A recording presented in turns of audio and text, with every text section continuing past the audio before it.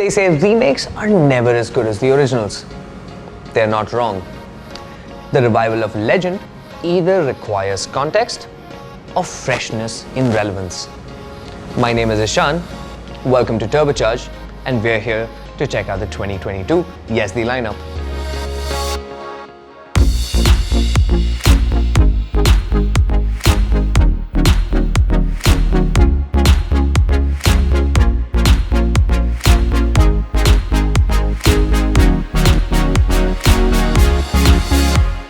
After introducing India to the iconic Java moniker a few years ago, Classic Legends is back with another icon from the 70s. The Yezdi is a bit of a legend when it comes to on-road and off-road adventures, and it was based on the 8-check motocross bike called the CZ250, a fiery answer to the heavier Royal Enfields of the day. With a Scrambler and an ADV on offer, is history set to repeat itself?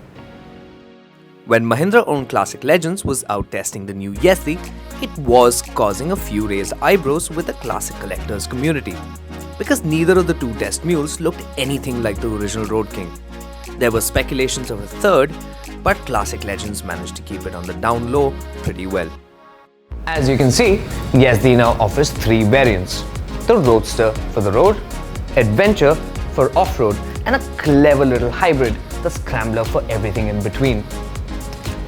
This is interesting because now you can choose exactly what suits you best for your kind of adventure, unlike before where you had to do it all on one single machine.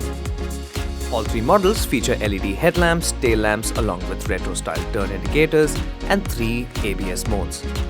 They also get an LCD display console with all the basic readings. But the Adventure gets a neat little trick with the viewing angle tilt feature for off-road use and Bluetooth connectivity for turn-by-turn navigation. While Bluetooth connectivity is made available as standard on the Adventure, we're yet to find out if the other 2 models will get it as an optional extra. But what's really adding flavor is the fact that you can now accessorize these motorcycles with a cool bunch of items that you can buy directly from Yezdi, especially on the Scrambler and the Adventure, which are a little more focused in their approach. The Adventure gets an extensive luggage rack system and mounting points for jerry cans too. They also get proper knuckle guards made from metal, which is a nice touch. However, both the Scrambler and the Adventure feature handlebar mounted USB and Type-C charging points as standard, and the kit looks well thought of. We've been told each of these 3 Yezdis will be sharing the same 334cc engine that we have seen on the Java Perak. But we've also been told that each machine will deliver its power slightly differently to give each bike a unique flavor. All 3 engines will work a 6-speed gearbox.